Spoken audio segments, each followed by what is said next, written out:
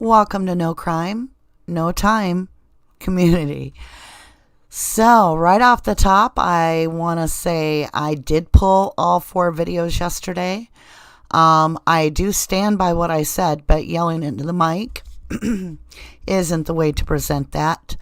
I was overtired, and I was running on emotion, and knowing that that man was murdered by a police officer in Minnesota, Minneapolis, it overcame me with anger. I still feel it, but it's controlled rage that I feel right now. And that's what we need to do, because that wasn't a good way to yell, isn't the way I want to do this. So I want to apologize for that. I will be uploading 1, 2, 3, and 4 again in the next week. Those of you that were there yesterday, I appreciate you guys standing by me. I got nothing but love from every single person. Hundreds of you sent me emails, lit up my phone, and gave me the strength to recompose myself, because it takes a lot to get to the point that I get furious. And this is one of the hardest things for me to read. I think number 1 would have been the coercion of Brendan Dassey. So this is number 2 on my list. And so with that, you guys, I want to say that I thank you so much for hanging with me. Please don't ask if I can send you a copy that you won't share, blah, blah, blah, because I deleted it from my hard drive.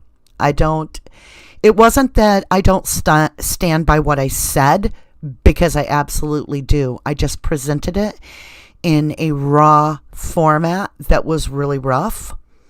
And that isn't how I think we should present ourselves. I'm very angry to the core, because it wasn't just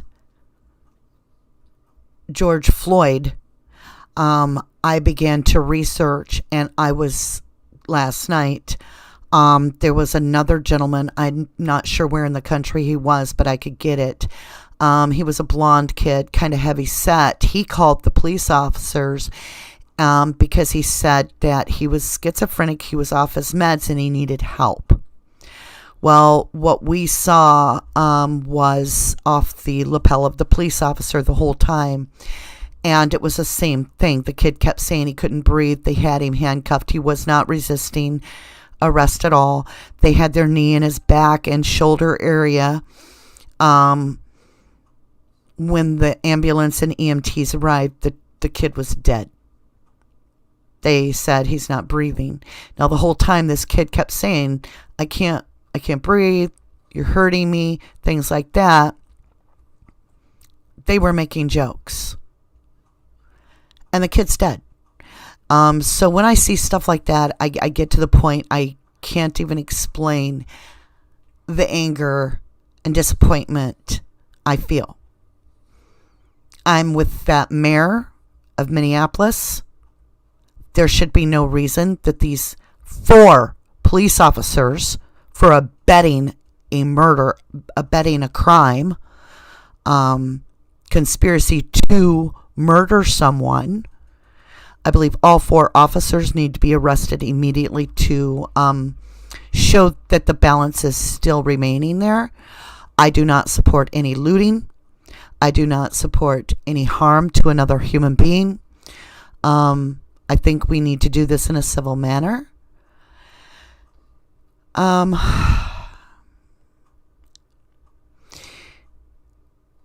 In this whole thing, trying to read the state's appeal here, it's very frustrating, because my mind keeps shooting back to that as well. So I want to say that you guys are what keep me level-headed, because so many wonderful emails of support came in yesterday. I had one, and I will say he was a complete gentleman with absolute respect. He said I should be ashamed of myself for naming 4 German people and then saying they're Nazis. Okay, let me explain that. because I'm not, like I said, I'm not sorry for anything I said yesterday. I'm sorry for the way I presented it. So my message remains the same. I'm furious. But that wasn't what I said.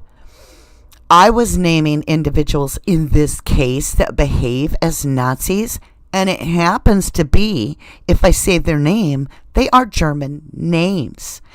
And so when you look up Nazi mentality,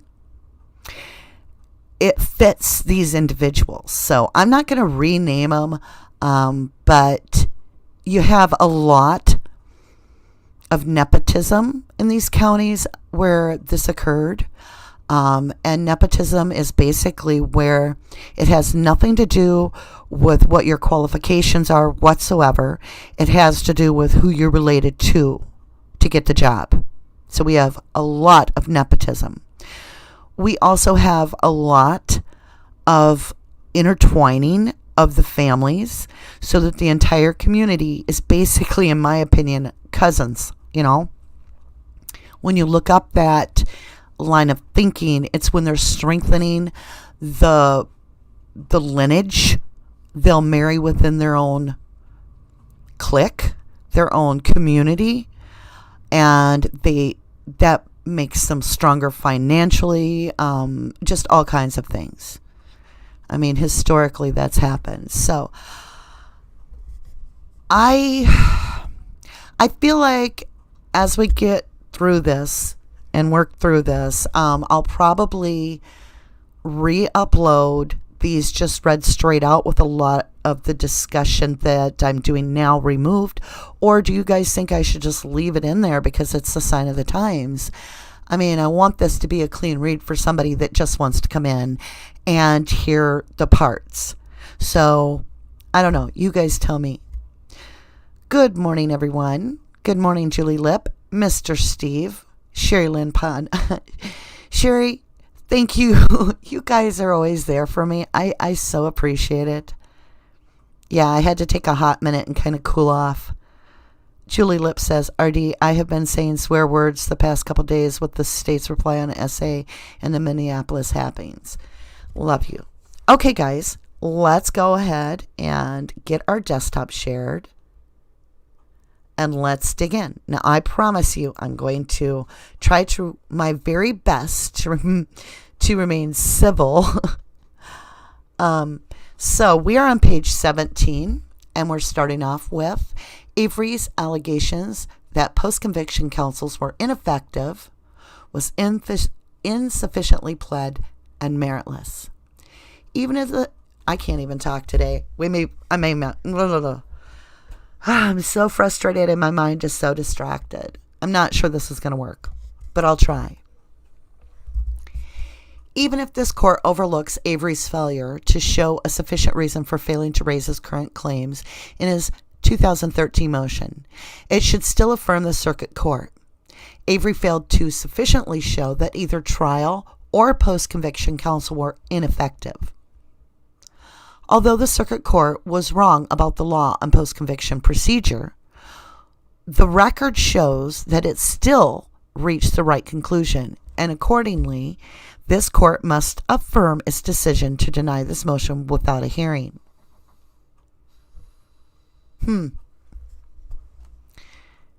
So Stephen was trying to explain that his post-conviction counsel that he just got done having were ineffective. They didn't get anything done. And that's about it. They just didn't work for him. And the court's admitting fault in the sense that even if this court overlooks Avery's failure to show sufficient reason for failing to raise his claims, it should still affirm the circuit court. I don't get this one. I just don't get what they're saying. See, it says, although the circuit court was wrong about the law and post-conviction procedure, the record shows that it still reached the right conclusion. Okay. Every time an event happens, it alters the next events. So if they got it wrong in the post-conviction procedure, I think it should be relooked at, because even though they say they get it right, they say they get it right, but we're still arguing that they ever got it right. So they're right here, they're admitting their second time that they're wrong. All right. It does have a little section A, Avery's brief 115, putting his statement that a defendant's unawareness of the factual or legal basis for his claims may constitute a sufficient reason for his failure to raise those claims, in quotation marks, with a citation to his June 2017 section 974.06 motion. All right, we are going to section A. Law governing, I can't read today. A law governing ineffective assistance of counsel. Quote, Wisconsin criminal defendants are guaranteed the right to the effective assistance of counsel through the 6th and 14th Amendments to the federal Constitution and Article 1, Section 7 of the Wisconsin Constitution. Ineffective assistance claims are evaluated using the two-pronged test set forth in Strickland v. Washington. To prevail under Strickland, a defendant must prove that his counsel's performance was both defective and prejudicial. Quote, the defendant does not show the first element simply by demonstrating that his counsel was imperfect or less than ideal. State v. Bellette. Rather, to prove deficient performance, a defendant must show specific acts or omissions of counsel that are, quote, outside the wide range of professionally competent assistance. Counsel's decisions based on reasonable sound strategy are, quote, virtually unchallengeable and do not constitute deficient performance. Strickland. The defendant may not presume the second element, prejudice to the defense, simply because certain decisions or actions of counsel were made in error. To prove prejudice, the defendant must show that counsel's deficient performance actually had an adverse effect on the defense. Further, the defendant must do more than, quote, show that his counsel's errors had some conceivable effect on the outcome of the proceedings. The defendant must show that, quote, there is a reasonable probability that, but for counsel's unprofessional errors, the result of proceeding would have been different. See, this is where, unfortunately, this has not been brought up. And that is that we have our previous counsel agreeing to shake hands with Ken Kratz, a state prosecutor, and say, on this handshake alone, we're going to confirm the ID of this victim. That's where they have actually unprofessionally created errors. And it would have affected everything, I believe, if that had been checked, especially when we can't confirm the identity of the bones. Show that his counsel's error. I can show where, I hate to tear Dean Strain and Jerry Buting apart, but if we have to do it to get there, we're going to have to show where they screwed up. Really? Because we can get that for you. But I think that it was so focused on trying to show that we have so many Brady violations and that the previous counsel ignored them. Like, at what point when Stephen said, I don't have a motive for the Denny law, which it is required that you meet all three criteria: motive, opportunity, motive, opportunity, and I can't remember the other one right now. I'm tired. Access, basically, paraphrased.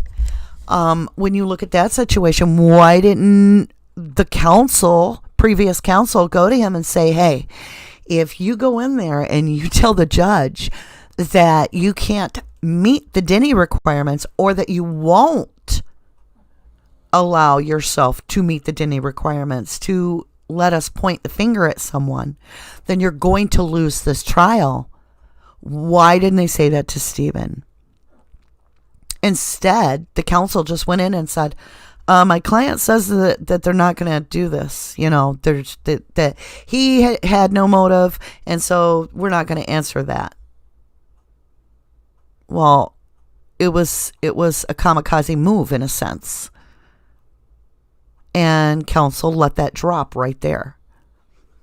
Why aren't these things being brought up? These are the meat of it. We absolutely have a Denny suspect in Ryan Hillegas, in Bobby Dassey, and even Scott Tadich. I would venture out to say we have a very good Denny suspect with Scott Tadich. So I'm going to come up to topside. Hey, Robin D. Motive means an opportunity or needed. There you go. Motive means an opportunity. Thank you for saving me. Like I said, my brain is on half fire today.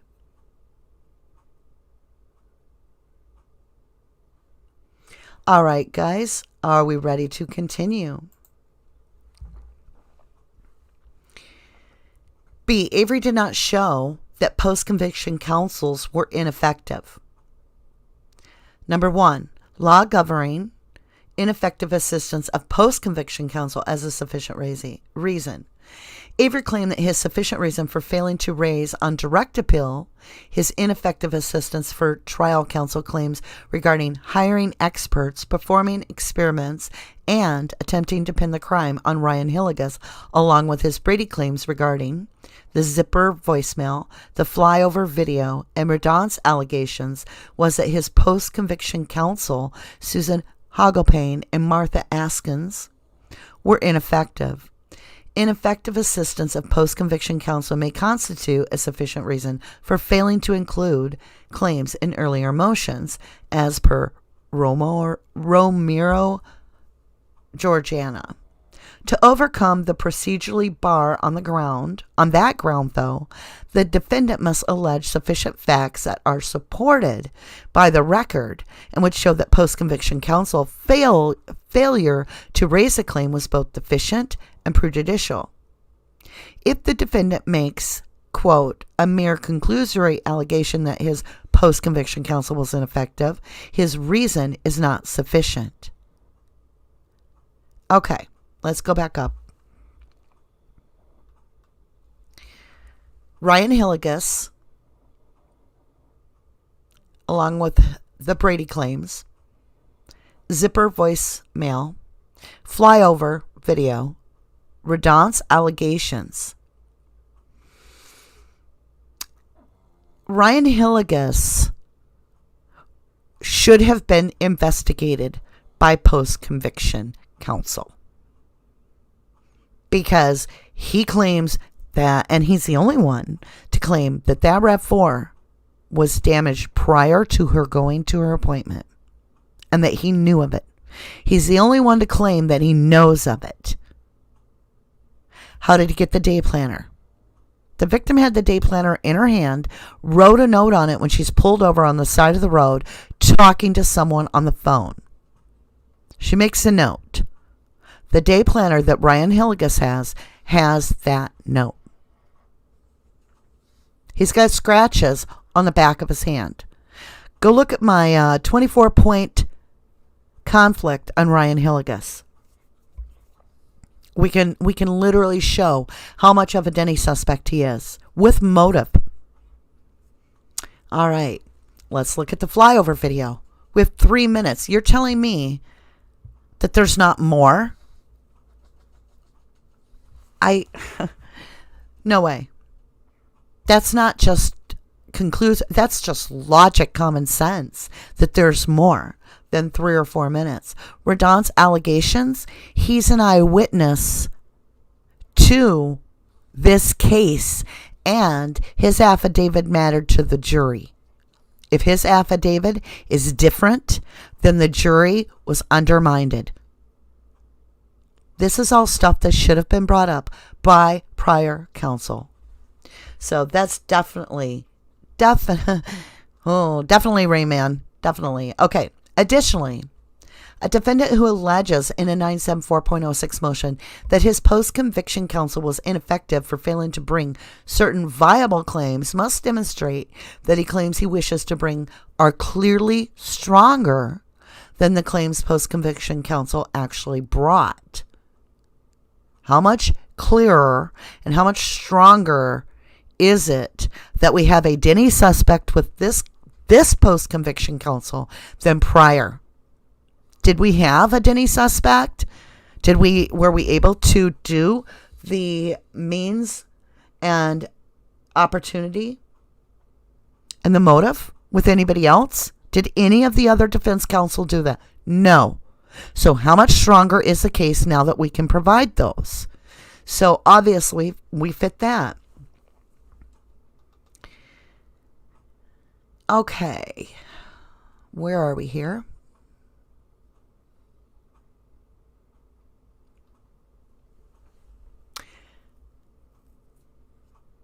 I'm just reading here to see where we are.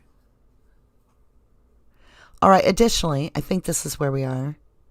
Wish clearly stronger. Okay, we did that one. Number 2, Avery's allegation about post-conviction counsels were conclusory and meritless. The state does not dispute that the circuit court confused the procedure for raising ineffective assistance of post-conviction counsel with the procedure for raising ineffective assistance of appellate counsel when rejected this claim. Stop right there. Ignorance of the law is no excuse. Period. That's what they're saying here. And yet this is again them saying they screwed up. They've screwed it up. They admit guilt that they screwed it up. All right. However, continuing on, whether a section 974.06 motion adequately pleads a sufficient reason for failing to bring available claims is a question of law reviewed de novo. And this court will affirm if the circuit court reached the right result for the wrong reason. See, you like how they twist their shit? Okay, I'm going to stay calm, you guys. I promise. Hey, Derek Ham. Maria Hartsyarn's here. JB, good to see you.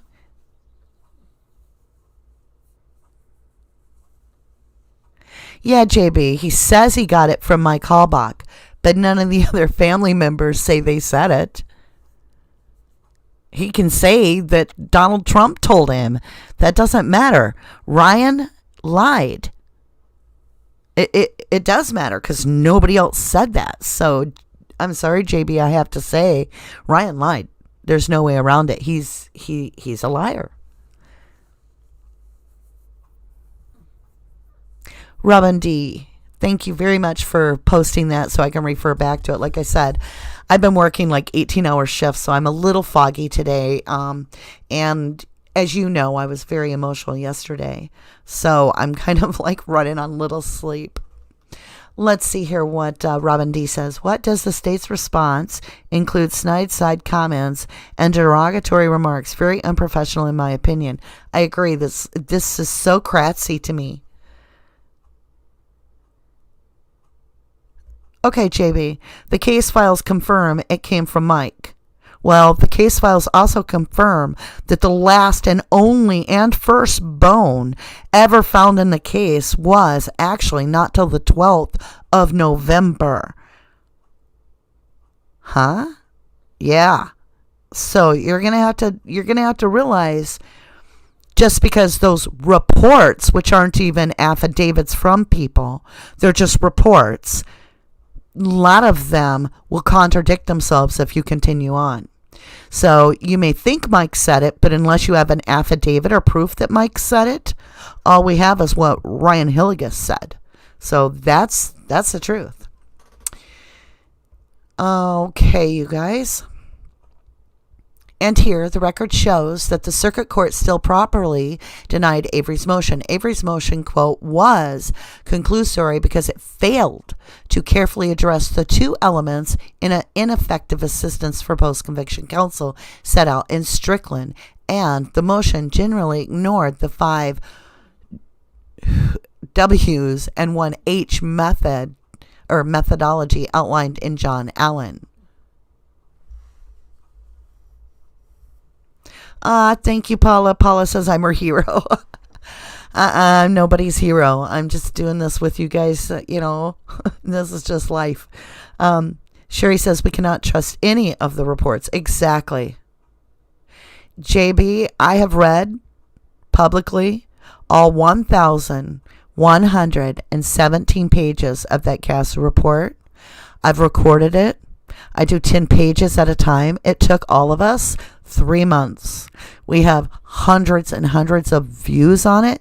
We discussed every single page. You can trust me. Just because it says in the CASO doesn't make it fact. So you can't use that as a Bible for this case, okay? I'm just letting you know, and I'm honest about it. I walked through that CASO, and when I walked out, I learned a lot more of what wasn't said, and you would have 3 people make a report on the exact same incident that they're there at, and you have 3 different reports with different times, different dates. It doesn't work. Well, I'm glad you read it, JB, but if you live by that, that's your choice. But you're not going to be able to convince a lot of us that the CASO means crap at this point. So, thank you, Marie Hart's Yarn. She says she's listened to all of those. My information comes from Zellner, not just the CASO. My information, R.E. Hilligus, comes from Miss Kathleen Zellner. I've read her other filings as well, and they're in her filings. But I'm not here to argue with you. You've got a strong passion, and I respect that. And I welcome you to the group to share your thoughts. But I may disagree with you, so we may have to agree to disagree. All right. Hagopane and Askins raised 4 issues on Avery's direct appeal. Number 1, the court had improperly barred Avery from admitting third-party perpetrator evidence. Number 2, multiple searches had violated Avery's Fourth Amendment rights. Number 3, the trial court had improperly excused a deliberating juror. And 4, trial counsels were ineffective for, I don't even know that word, acquiescing to the dismissal. I don't know what that means. Sorry. Let's address number 1. The courts had improperly barred Avery from admitting third party. I feel that was ineffective counsel on my part. We should be able to point to a third person if we can provide motive and we can provide means and opportunity.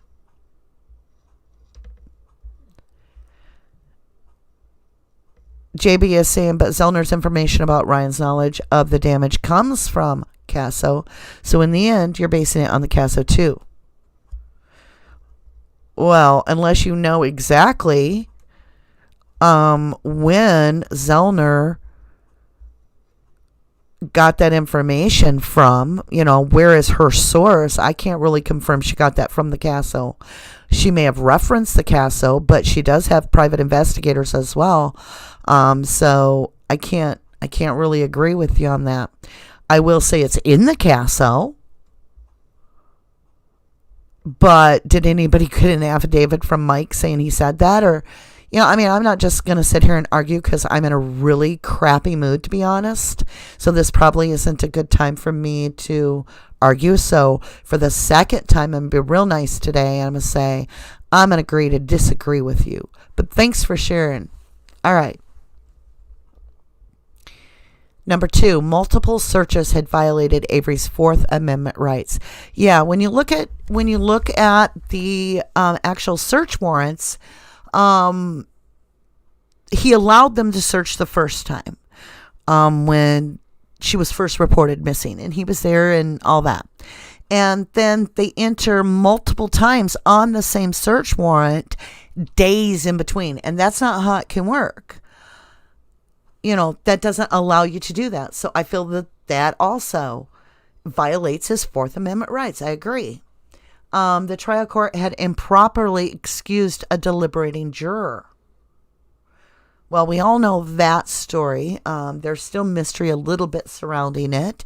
It had to do, I believe, with, and I may be wrong on this, it may be a different juror, but one of the jurors reported there was an emergency at home with his daughter, and it turned out she had like just a little bumper thing. But then there's a whole side story where it gets into this whole, the jurors were having drinks and stuff at a bar, and the cops were intermingling. It just gets convoluted. Anyway, I guess they were feeling pressured. One of the jurors, the same guy, was feeling pressured, and he later comes forward and says that he just had to get out of there. So I don't know. It could be hearsay, but that's what I've heard. So I don't really know if 3 is referring to that incident. I don't know. So it goes on to say Avery stated that post-conviction counsel were ineffective, quote, because they failed to argue that Mr. Avery's trial defense counsel was ineffective as described in his June 2017 motion. He then claimed that ineffective assistance of trial counsel was clearly stronger than the issues raised in their 974.02 motion. Avery cited how the post-conviction court ruled on the third-party perpetrator claim and reiterated his alternate theory of events constructed with his new experts and experiments. He then stated that Hagopane and Askins, quote, should have raised these ineffective assistance and Brady claims, should have learned this alternate theory of events from Avery and declared post-conviction counsel ineffective. Well, and there is some of that. Why aren't they asking to test the bullets? Why didn't prior post-conviction, get a hold of that RAV? We all know how needy that is. So I don't think these are questions that the previous counsel basically just lied down and didn't really do anything. So I don't understand. They're basically showing that Avery is right. They should have done all this. So they go on to say, though Avery cited to cases about ineffective assistance in his June 2017 motion, he failed to apply that law to the facts and explain how or why Hagopane's and Askin's failure to raise his new claims was objectively unreasonable, and that there was a reasoned probability of a different result if they had. His motion was insufficient on multiple fronts, and accordingly, Avery failed to overcome the procedural bar. Okay. First off, we all know that if they had done their job at all, Hagopane and Askins, and if Buting had actually not shaken hands, or Strain, whoever it was, that shook hands with the defense, we would have a whole different outcome. The jury would have seen a completely different scenario in front of them. Okay? But this Hagopane thing and Askins, why didn't they follow up on the stuff that Zellner did? Why did they not do the testing and the experiments on these items that were in evidence? Now we don't have them in evidence. At least I don't believe they have the RAV. I would highly doubt it. I've been suspicious that they have the RAV for 2 years now, maybe even 3. I don't think they held on to anything that's going to lead us to an answer. So the evidence has been destroyed in the case. I feel like if I was a lawyer, I'm not judging anybody else because I'm not one.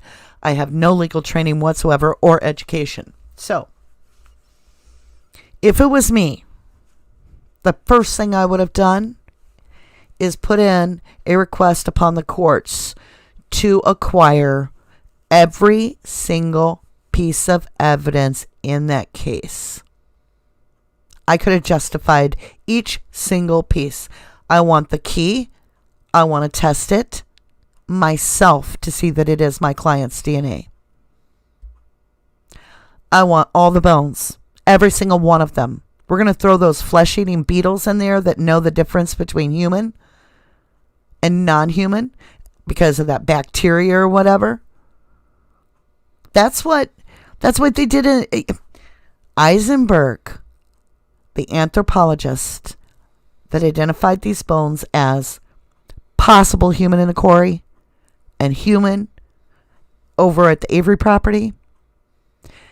She had a problem over there with Christine Rudy, and she said that the baby bird bones were actually the fetus of the mother. Well, they found Christine Rudy, her cremains, with fetus intact. So it proved she was wrong. But they used a bacteria to even go further to double check. And that bacteria can tell the difference. And somehow these scientists know by this bacteria whether the bones are human or not. Eisenberg was directly related and involved in that case in 2006, prior to the 2007 trial of Stephen Avery. So that expert alone should be brought into this again and made to answer. That's wrong. That's totally wrong. JB, she can't request the evidence anymore. Right, that's not what I said, though. What I said was, if I had been the lawyer, Hogopane and Askins, the previous post-conviction, I, from sitting at my own house, know to do that. So how can they dare ask us to prove that it was ineffective counsel when a housewife knows to do better? Please. Bethany says, what about illegally taping his meetings? I would test everything, jewelry, the sheet, and everything. Yeah. Right. So Bethany points out they did a gentleman's agreement, which is a handshake, on the DNA with no proof it was TH. That total ineffectiveness of counsel. I appreciate you trying to help out, JB. I really do. It's just not my day, love. It's not my day. Hey, Helen Horrocks. Good to see you. Nice to meet you and welcome to our channel. This is an off day for me, so don't take it personal, JB. I'm just feeling frustrated from everything going on in Minneapolis. By the way, my brother lives over there and right in Minneapolis, so it's getting to me, you know. I feel for this poor man's family, and I'm getting tired of grieving for the loss of innocent lives. It's just so sickening, and it gets to me after a while. All right, let's jump over to I. Avery claims about the Zipper CD Redan's alleged conversation in the flyover video were insufficiently pled. Avery's bald allegation that Hogopane and Askins, quote, should have raised the Brady claims is factually insufficient because it simply concludes that failure to do so was deficient and prejudicial without providing any facts or developing any argument. Avery made no attempt to show why it was unreasonable not to raise these claims, provided no evaluation of the comparative strength of these claims to the claims post-conviction counsel raised, and made no attempt to show that there was a reasonable probability of a different result. The underlying claims were insufficiently pled as well. Avery's allegation that Redan supposedly spoke with some unidentified DOJ personnel fails to provide any material facts about this claim. Avery does not say who Redan had this conversation with, when it occurred, what the context was, what this person's, quote, belief was based on, or why Redan did not tell trial counsel or anyone else about it in the 12 years between trial and his affidavit. Further, Avery did not provide any facts to establish that it would be material. He said only that this information could have been used to impeach the state's witness, with nothing about who it would have impeached or why that would raise a reasonable probability of a different result at the trial considering the rest of the evidence.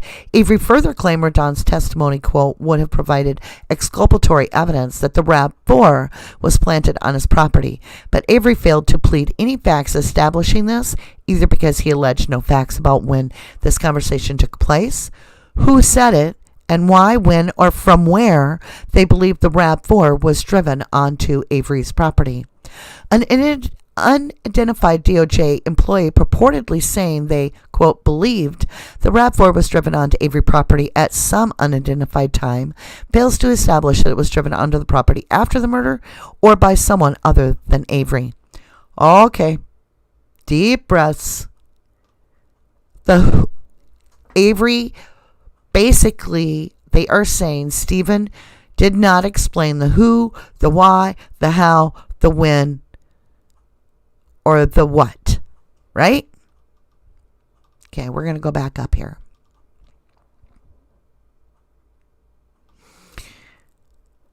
It goes into that part that we just read. Where was that? It was about how that part isn't important, but it actually had to be stronger. Let's see where that was.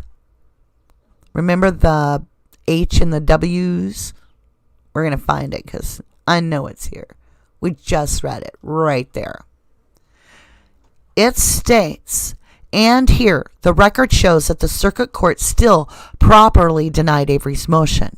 Avery's motion, quote, was conclusory. See, that's when you start answering the who, what, where, and why.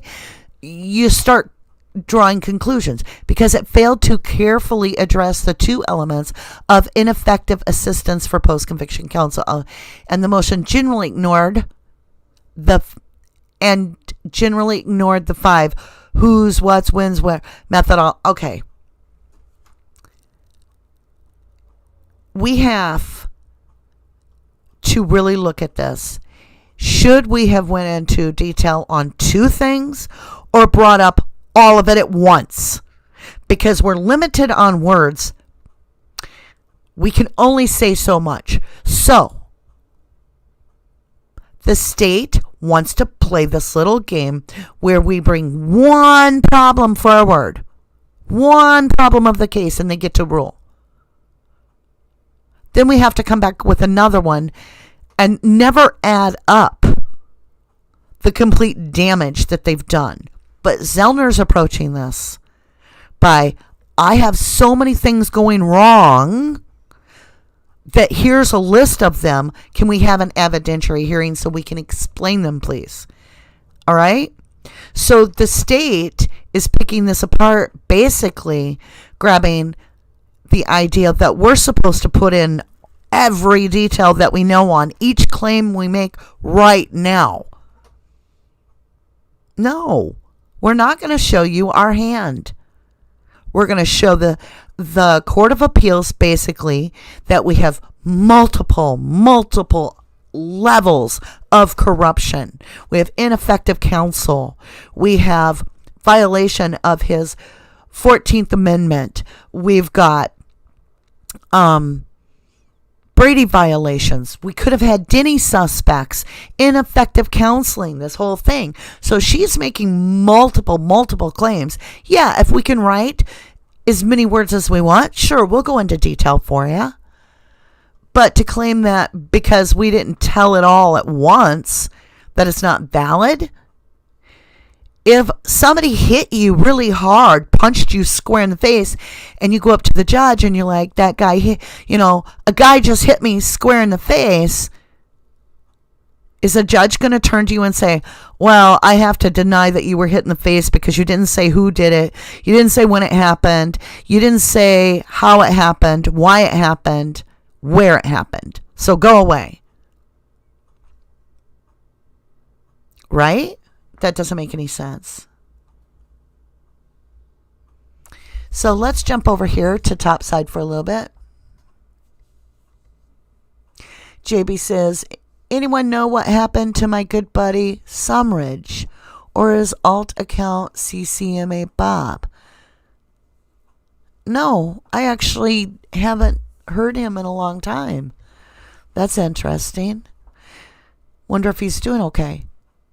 Are you talking about one of our viewers, Sumridge? I think we had a viewer named Sumridge. I could be wrong, though. I don't remember. Sherilyn Pontello says, I was slamming stuff all around the house saying they did it again. I know. Joe Dell says, if it was me, I would fill up that state capitol every day until the governor gets tired of seeing anyone. If you can't do that, then this is all for naught. If you really think the state is going to give him a trial or away all these lawyers your state has now, wad them up and throw them away. Don't give a dang. They don't give a dang. I agree, Joe. Bethany Marcy says, Bull Bobby. Why are they avoiding Bobby? Sherilyn Pontello says, it's all hot water, blah, blah, blah. Karen Lavery, good to see you. The state and Bobby have each other by the balls.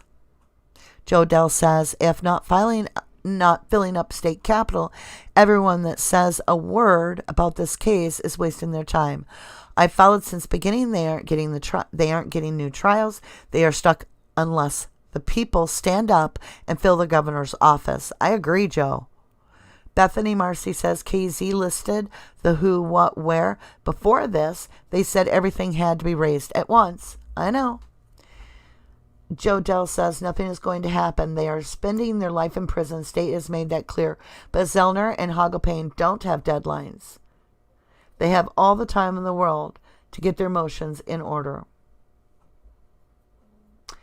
TN says, you're going to talk about how these guys are Nazis again?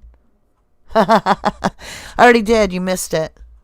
JB says Sumridge was a diehard Mam fan and left comments under every Mam video. I wonder where he went. Seriously, my thoughts go out to you, Sumridge. If you're out there, let us hear from you. All right, guys. Here we go. We got to go back down to where we were. And now that I've scrolled all over the place, well, why don't we call this good? Let's figure out where we were. And let's see, where were we? No attempt on appeal. Motion sufficiently pled this claim. Yep, we did that. Okay, yeah. We'll stop here when we come back. We're going to take about 10 minutes. And I'll restart a new live. And if you want to join me on that, we'll start with part 6. So this is going to be more about the flyover video. Oh, you want to talk about it, Tian? All right, let me explain my view for a second time before I go. Like I said, I'm not apologizing for what I said yesterday. I stand by what I said. But it isn't right for me to get on here and scream and yell. That's just not right. I was exhausted, hadn't had sleep. I had a tornado the day before in my yard. And then went to work, did my 18-hour shift with another thunderstorm knocking out our power. Got home, started trying to do these, and then got the information about the George Floyd. And I got emotionally exhausted. However, what I said, and I won't allow anybody to twist my words, is this. Nazi mindset, I'm clearing this up for you. The Nazi mindset is that if you don't fit our social standing, you don't socially measure up, then we can judge you as worthless. And the neo-Nazis targeted those that they felt didn't measure up to them. And it just so happens that we have a huge amount of German names in this case. A lot of them. And it's starting to make me question, when you look at some of the top positions in this case, the way that they're crushing these innocent individuals' rights and targeting them during investigation, poisoning the jury pool deliberately, and sabotaging this quote-unquote fair trial, which was absolutely anything but that, we start seeing that we may have a Nazi mindset. Because you can't explain to me that we don't have some of it going on when the behavior is so horrifying that they sacrifice children that have language deficits, and you listen to the way Michael Kelly talked about this family and calling them the evil roots of the trees and stuff like this, back and forth with some of these other, whether they're French, whether they're Irish, they're behaving in a neo-Nazi type behavior. And I don't have respect for that at all.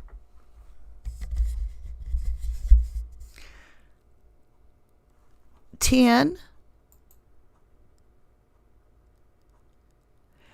I'm going to show it.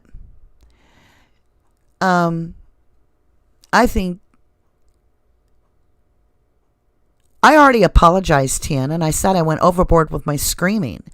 I think you're shameful. I think you're targeting me, and I think you're basically Ken Kratz or possibly even Fassbender, Uyghur, someone like that. He says, you think that equates to Semitic racism? Oh, hell yeah. I've talked to enough locals in that area that they tell me that's what's going on. And more will be coming out about it. Absolutely, there's racism. Absolutely. Don't try to tell me there isn't, because you're not going to convince me of that. But you're not going to fire me up. You're not going to target me. I'm not going to have you in here bullying me and behaving in a way that shows that you're doing nothing but pushing buttons, because that's what you're doing. And I have absolutely no respect for the way you are behaving. So you're the one that should be shamed for not standing up for mankind, not standing up for innocent lives, not standing up for what you believe in. So there you go. Thanks for ruining the live, TN. You really do have no idea how it feels to know the history I do in those counties, and know that there is racial discrimination of those that are not in their nepotism world. Dave Bagata was talking about all these pictures and stuff, and how these business people have to be part of this club. Well, go ahead, research the clubs. You're the one naming people as white guys and blah, blah, blah, blah, blah, TN. It seems you have a racist problem yourself. I think maybe you're one of those that takes umbrage to being called a Nazi if you are. Oh, I'm not afraid to say there's Nazis all over the place. And do I respect them? No. No, I do not. Well, that could be justifying. Look at your watchers. Yeah. I think what we're going to do is report you. How's that? Because you're talking about hate crimes. I'm not. Let's see. Hate speech. And yeah, that's what you're doing. I have no respect for Nazis. I absolutely support love, kindness, being fierce in a battle to make sure that we get these guys home. And yeah, just because I expressed that I'm not myself the last couple days because I watched a man get murdered, I don't think that that gives you the right, TN, to come in here and treat me ill when I'm down. So, okay, you guys. Well, we're not going to let this end on that. Had to wash that out of my hair.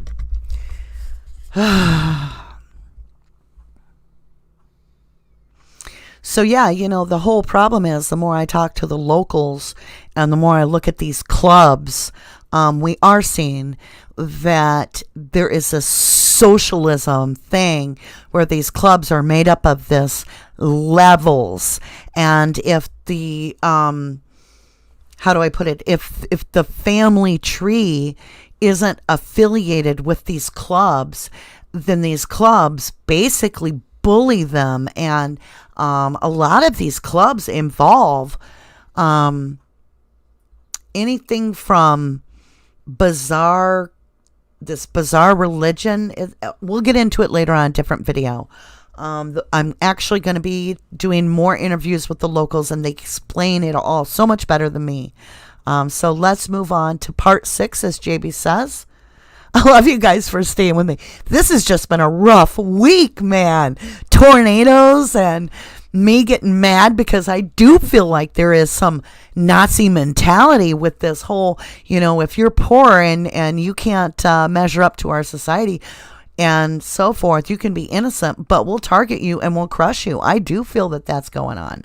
So, all right, guys, let's move on.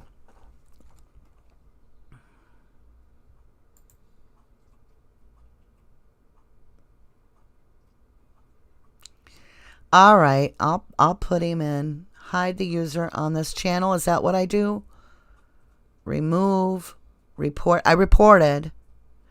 Okay, we'll put the user in timeout. Does that work? I don't know.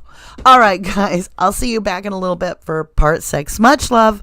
Hang in there. We'll get through this.